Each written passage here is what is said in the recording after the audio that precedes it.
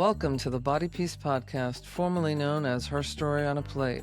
This podcast has always been a space for deep, nuanced conversations about food, body image, and the stories our bodies carry. But as conversations have grown, so has our mission. That's why this is now the Body Peace Podcast, a name that reflects what we're truly here for, helping you step off the battlefield with your body and move toward more compassion, connection, and ease. Each episode will bring real, honest dialogue with your hosts, me, I'm Jennie Kramer, and me, Nina Manolson. We'll also be joined by guests whose personal stories and professional wisdom offer new ways of thinking, feeling, and being in your body. We're so glad you're here. Welcome to the Body Peace Podcast. Jennie, I am super excited today to talk about mothers and daughters. And just as we were chatting, just before we hit record, you said something that, of course, sent me into peals of laughter, which often happens when we're hanging around and chatting. So start us off with the classic line. Well, I don't know if it was Woody Allen. Somebody must have used this phrase in a lot of therapy. The phrase goes, if it's not one thing, it's your mother.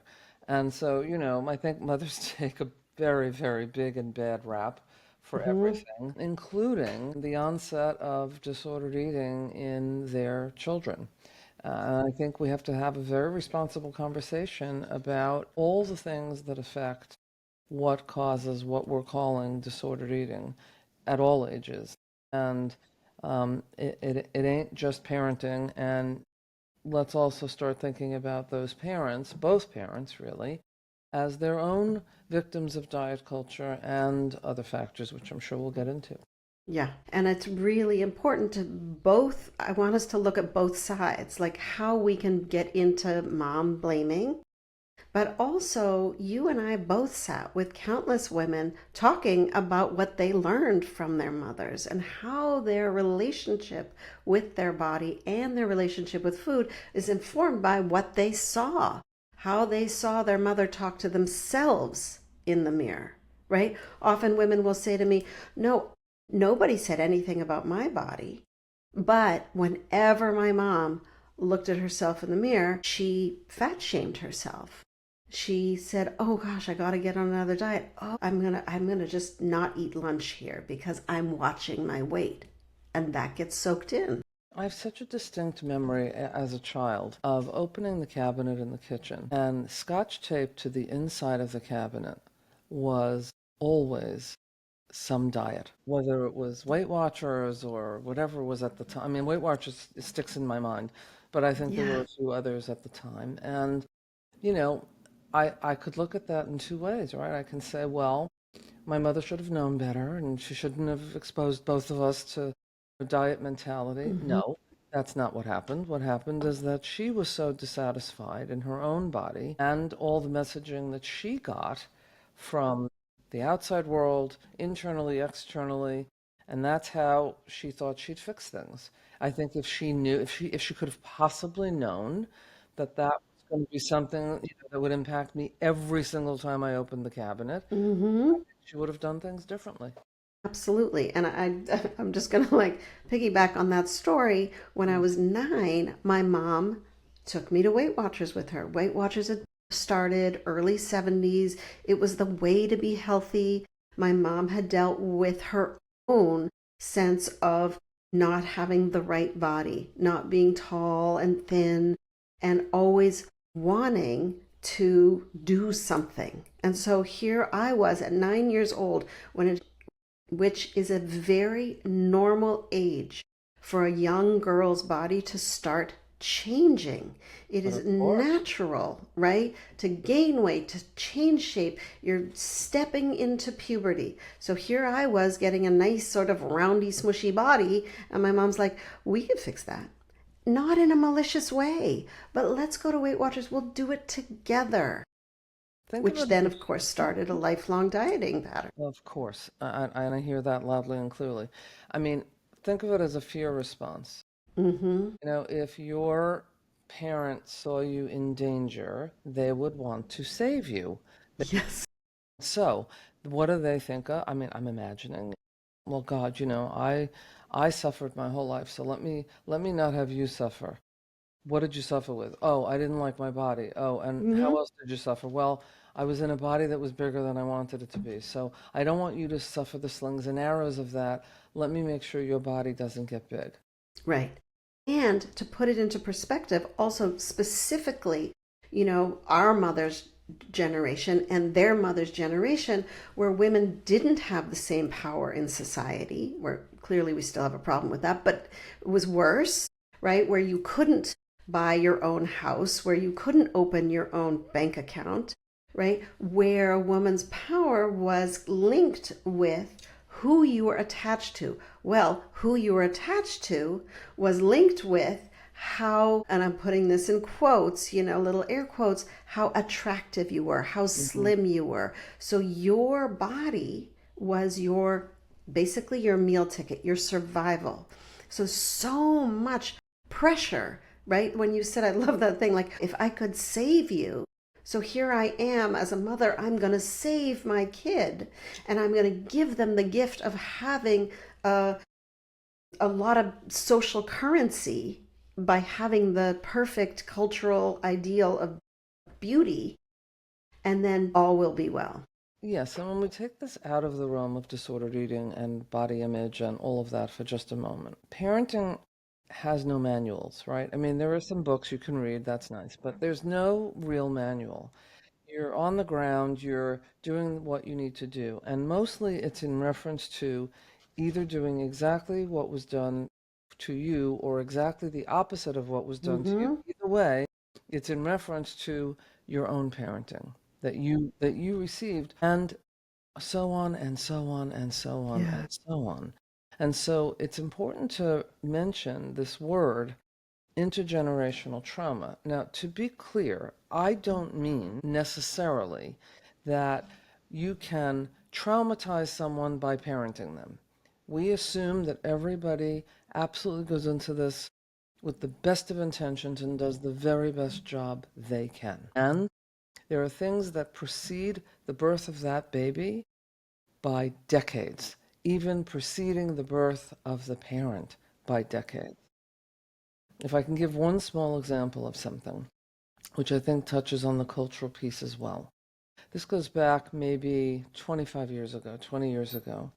I had a client who was an early 40s young woman, and she was in, ultra Orthodox Judaism, and she had never been married, which in that culture right away was something that had people look askance at her. In addition to that, she was severely anorexic, and it was very, very hard to treat her.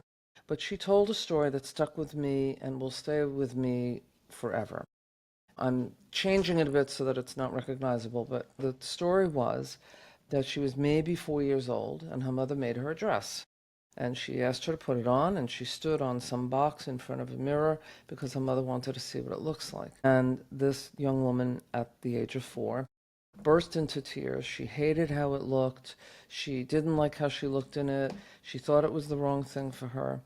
And her mother slapped her across the face and said, "How could you cry?" Now, her mother was a Holocaust survivor, I left that detail out, and said to her, "How could you cry over this? This is not something you cry over. There are more important things to cry over." Now, can we blame her mother, Right. who literally was a Holocaust survivor herself, maybe 20 years earlier at that point, and she did what she thought was the right thing. It was something that created a path from that Yeah. moment on, at Yeah. least as far as she could tell. And I think that there's a connect the dots that needs to happen, which is, yes, that mother had an effect on that young girl. Mm. And absolutely, it's important to go, wow, my mom's trauma, her parents' trauma, my mom's behavior, how she ate in front of me, how she dressed, what she said impacts me.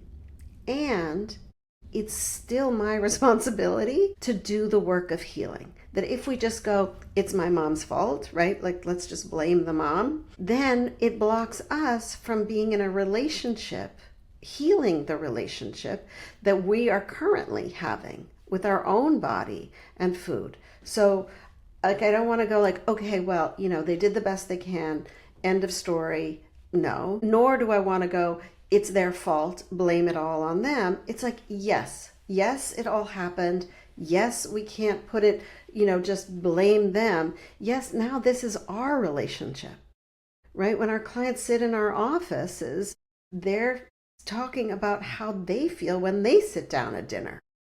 So yes, and yes. And so let's put this into practical terms. Let's just say, we'll take this example, that you are the mother of a, oh, I don't know, 13, 14, 15-year-old. Their bodies are changing and their mood is changing and their lives are changing. And, we'll just add, for good measure, maybe they were also in the pandemic, maybe there's been some other trauma in their life, many complications. But now a mother is, faced with this decision. I want my child to eat healthy. Okay, the H word. Now I call it the H word because it real context matters. What do you mean by healthy? Mm-hmm. Do you mean that it is low calorie? Do you mean that it's low fat? Do you mean that it has some, 500 million grams of protein or superfoods or right, whatever it is. right. And it again, healthy has been sort of adopted into this very Co-opted. co-opted, even better word, into this euphemistic Mm-hmm. name. I mean, what does healthy mean? Right. Everybody's healthy is different, right? Yeah. And so, again, I don't envy mothers who have to sort of watch every word they say. Yeah. Now, this same 14 or 15-year-old goes to get dressed to go to a party, and she's trying to emulate her friends, and she's wearing, let's say, something that is sort of form-fitting. And mom thinks, uh-oh, that doesn't really flatter her. Mm-hmm. It really accentuates some lumps and bumps and blah, blah, blah. And honey, what have you thought of wearing something else, that would be more flattering? And there it is. Hiroshima bomb just dropped. Because again, imagine the torture going through the mom's mind. Yeah. So I let her go out looking X what way? What is X what way? She's Totally. choosing how. Give her the power to choose. This is Yeah. what I want to wear. Oh, so Yeah. then should I just let her go out, wearing something revealing? I don't know. That's up to you. Well, absolutely. And what you're getting into is how, like, in current time, if you're a mother, if you're a grandmother, what is your impact? What are you saying? What's your influence? And the thing to also understand in this generation is the incredible strength of impact of the internet, of Mhm. everything they're seeing in social media. And so, whether you're a mother, an aunt, a grandmother, just a friend, women, older women, have an incredible power to counteract the toxicity of the body messaging on, like, literally in TikTok. It's called skinny talk. There's like a whole section of TikTok that just glorifies being tiny and being on a diet. Yes. So if we as women, mothers, aunts, grandmothers, friends, can be the antidote, can be, wow, who you are, your own body wisdom, what you want, you are the authority here. And really teach young women the idea of body autonomy, the idea of being embodied from the inside and not this objectifying embodiment all the time. We can have incredible impact. So, in the way that our culture, and we look at, oh my gosh, my mother, my aunt, my grandmother, all she did was comment on our bodies. We, as women of this culture who have more knowledge, can actually be the force of positive change. I could not agree more. So well said. Let's put that again into practical terms, right? So phrases like, are you sure you want another helping? Okay, Are I'm you just going really to say food shaming. Okay, yes, fat shaming. still hungry? Mm-hmm. And are you really still hungry? I want to unpack that one. It's Please. such a great thing because are you still really hungry is, do you really have any body wisdom at all? Can you really trust your body? Is there really, like, I think I know better than you. Yes, and so again, right? Well-intentioned. and Mm-hmm. also a product of whatever was said to them Mm-hmm. and immediately shaming. Yeah, I know when I'm hungry and when I'm not. And by the way, what if I don't? Do you think that's going to help regulate me? If I can't determine, if I'm 12, 14, 17, whatever it is, and I can't determine between what is physical hunger and emotional hunger, do you think that by saying to me, "Are you sure you want another helping?" that that's That's going to really going to regulate help. it for me? Now I'm going Yeah, to figure it out? I don't think right. so. I don't But think. Jenny, I want to expand it. It's not just like the teenagers. The women that I'm working with who are over 40 are Okay. dealing with these same thoughts and statements, but it's coming from themselves. Should I really have more? Am I really? Like the doubt, they've internalized those Let, messages. so let's use an older example, right? Four women go out. I'm sorry, we're all making Mm, it women today. We know this but is it true. is. Four women go out to lunch Mm-hmm. and they bring a bread basket. Mm-hmm. And everybody just kind of looks at each other. It's almost hilarious. You can see sort of the body language in the Mm-hmm. faces. And they're waiting to see, is somebody going to take something from there? Because if they're not, I'm not. Now, what is that real? So let's Right. see. First of all, I'm denying my own hunger cue. Yeah. Second of all, I need the validation of the other people at this table who have nothing to do with my digestive system or my hunger cues to tell me how much I should eat and whether I should eat that Yeah. because I have a fear of being judged. Right. The comparison. Yes. And it's just very, very damaging. So It imagine if is. we could just be kind to each other. Imagine if we could just be kind to ourselves. Easier said than done, needless to say. Mm-hmm. Mm-hmm. Especially as we're living in the world of Ozempic, where you see if you haven't seen somebody in 4 months, they show up at the next thing and they're almost unrecognizable. And so many triggers come up from that, right? Oh my God, I'm so jealous. Oh my God, how did they do that? I mean, now I really don't like how I look. Mm-hmm. And it's not just seeing somebody who you know, it's the ads, it's the media, it's the celebrities, right? And this is impacting grown women and really disrupting Yes. their own relationship with their body.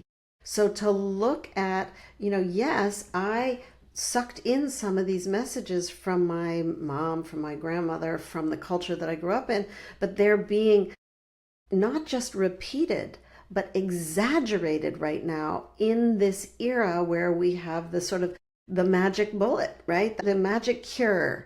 And it's being advertised to women. And the reality is, young people and old, there are studies. Get off of Facebook, you get off of TikTok, you get off of Instagram after being on there an hour, and women end up feeling worse about their body. For sure, absolutely. I want to take this back to mothers and daughters, right? So, what about the positive things that we get from our Mm, mothers? What about the inspiration that we get, hopefully, if they're teaching us other things? yes. Perhaps how to cook, perhaps their love of music, Yes. perhaps their love of physical activity in the right. Hmm. Yeah. You might have a mother who's, you know, loves to move her body in whatever Hmm. ways that means, right? And so she's going to want to share that with you and say, gee, do you want to do that? You want to do that? That all sounds great on paper. What happens though is that if a mother is passing along her love of body movement purely because she loves moving her body, that is one thing. If mom passes that along because in Hmm. her mind she's thinking, okay, if I don't make sure that they exercise, they're going to get fat, and I don't want them to go through what I went through. Right. Very Totally different different message. context. And Yes. by the way, I do think that one of the best ways to get around this is honesty, is Hmm. to be able to speak about that. Yeah. I just simply love to move my body. Let's do that together. Let's do this together. Or, gee, have you thought about doing that? Simply because I love it, I thought you'd love it. Yeah. Period. Right. And to really say what the intention is, that it's coming from a place of joy, of movement. And I'm just going to give my mother a huge shout out because sometimes I throw her under the bus with the Weight Watchers, Mm. going to Weight Watchers at 9. But my mom was, I would say, before women athletes were such a thing, She really was an athlete. It just didn't show up that way. She always bicycled her whole life. And so a big thing was taking each of her kids, I'm the youngest of four, on bicycle trips. Let's go bicycle through the Maritimes. Let's go bicycle through here, through there, right? It was her favorite things. Get on a bike and see the world, What a right? gift. Think about It this. was What a gift. What a right. gift. First of all, that she had one-on-one time with you each, Yes, or with each yes. of you, right? Yeah. Secondly, she was doing something she loved. That is the best thing you want to emulate, is being Mm-hmm. with someone who's just doing something they love. Yeah. Third of all, I imagine built a level of confidence in all of you because Yeah. cycling requires balance and it requires, especially if you're riding some distance, you need to Yeah. be able to navigate. I mean, what a gift. What a Yep. gift. Also, the gift of resilience, because with cycling comes falling off bicycles. It Yes. just, they go together. And Yeah. if some point you're going to fall off your bike for whatever reason, whether you're learning later, a car, something. And she was like, oh, well, yes, put a band aid on that and let's keep rolling. And the idea that our body is strong and that can repair, and so to be able to be in movement with our mothers and with that idea that it's a joyful thing and we're not moving to work off whatever we ate, which is a very painful relationship with movement that I find myself, and I bet you do too, unraveling a lot. When Yeah. people are like, I don't want to go for a walk. I don't want to go swimming. I don't want to get on a bike. I don't want to, but I know I should. Then we have to look at what did What's the should? movement get stuck, fused with, that By it the way, feels sometimes it's so, just fatigue, and yes, sometimes the heart of the matter is that people just get chronically not enough sleep, and so that starts another cycle. yes, for Look, sure. bodies were meant to move. We've said this many times. Mm-hmm. If you look at any of the studies now, there is this distinction between lifespan and health span. And lifespan means, yes, we're having people live longer, but by the way, on feeding tubes. Health span is, yes, we can live longer lives, and by the way, have them still be thriving lives. And they say that, the research is really pointing to three major things that really help determine longer health span, separate from genetics, which is number one, community, Mm-hmm. being with people and in different ways that you can trust and love. Two, getting enough sleep. I'm screwed. And three, I just am. And then three has to do with moving your body. That Mm-hmm. doesn't mean to live to be 90, you must run marathons. No. It just simply acknowledges that the body was meant to move in whatever ways you're comfortable. Yeah. And for pro-aging beliefs, right? Believing that as we age, that's a good thing. As our bodies change, that's a good thing. Versus, I should still have the body that I had when I was 17. So I want to go back to, I'm going to keep coming back to this mother-daughter thing, because if Mm-hmm. we were live, I'm sure that our board would be lighting up right now with callers who would be saying, but you don't understand. But Yeah, but you don't understand. you didn't have my mother. I want to save my daughter Mm-hmm. from, you don't understand the climate in which she lives and Mm-hmm. her friends circle and Mm-hmm. the social media and Insta. And now, oh yeah, I do understand. I do Mm-hmm. understand. And that's why we're also trying to say home base has to be the point of clarity and neutrality. Home Safety. and safety. Yes.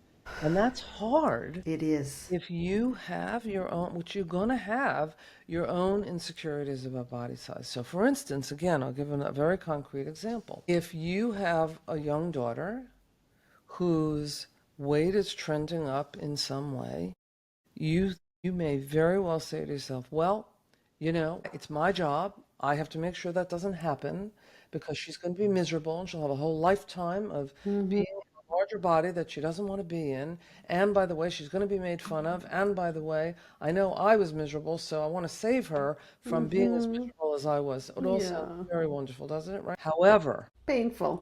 that conversation, those facial expressions, the eyes that Mm-hmm. the questioning about portion size, all of that will land her where you got landed. Yeah. The different way to go about that is to just stay curious and accepting. If she comes to you and says, I'm just so uncomfortable, okay, I love you exactly as you are. I think you are beautiful in every way, inside and out. But let's figure this out together. Yeah. By the And way, there's a staying long, curious yeah, with her being the expert of her body, right? yes, God, what a How are wonderful you phrase. feeling? Tell me more about what's going on. What does that feel like for you? What's Well, the Mom, what it pressure that's feels like coming at is I you? go to parties and all these girls are wearing really, thin, skinny dresses. And I'm just sitting there and I feel like, a tree stump. I look terrible and that's it. I'm not eating ever again. It's And this is, painful. yes. And that's the thing to say. It's painful and I get it, right? How many kids have I worked with where they go to parties and they know that they'll be serving pizza, so they eat a salad at home first so they won't be hungry and not eat it. Now, Ouch. how do you be present when all you're trying to do is avoid the pizza that you'd love to have Yeah. instead of just having the damn pizza? I mean, we've all been there. We've all been Yeah. there. And Yeah. there's no easy answers to this, except I do want to give a shout out to something. There is a parent toolkit which exists on the NEDA website, NEDA, which is National Eating Disorder Association. It is one of the things that I think points people in an interesting direction. Just don't press print because it's like 100 pages. But it's a very, very, I think, interesting path to start with. Again, to be very kind and gentle to yourself for all of the influences that have been on you as a mom, as a woman, as a person, as a human, as an adult, all of those influences. Yeah. And, you know, be kind with yourself first and be willing to notice your own weight stigma, your own objection to specific body sizes, Yeah. because And that's going to be the determining factor, I think. it is, and I've seen over and over women who are doing the work of claiming a compassionate and caring and nurturing relationship with their body. And as they're doing it, watching their daughter watch them Hmm. be very overt about the patterns they're watching in themselves. And having a mother who's doing the healing work impacts the kid, right? And they're like, wow, I'm watching my daughter talk differently. So, yes, we can make a positive impact. Yes, we can make a negative impact. Ultimately, when it's our own body, we have to take the responsibility of doing our own healing work around our food and our body. So well said. I would add one final point, which is to be very, very discerning and careful as you choose your pediatrician and adolescent medicine specialists. That's a whole other Because, ball of wax, isn't it? It's like a whole episode, which it probably which we're will going to work be, on. because they are well trained and mean well, and they can walk in with a whole box of weight stigma. Oh, And it's so if I had a painful. nickel, Nina, if I had a nickel for every client that I've ever worked with where I say to them, so what's really one of the first memories you have of being uncomfortable in your Mm-hmm. body? When I walked into my Yes, pediatrician's office, who said, oh, you seem to have gained some weight this summer. And right. that was that. Or said it to the mother as though the daughter wasn't even there. Mm, She's gained weight. yeah. That's what I've heard a lot, right? You don't exist, you and your relationship, you're not important here. Okay, Lots to unpack. so much in there. Mothers and daughters, We're complex, episode two coming up. clearly. No, there's really a lot to talk about, Yeah, and I do want to make sure that we have not vilified moms in any way.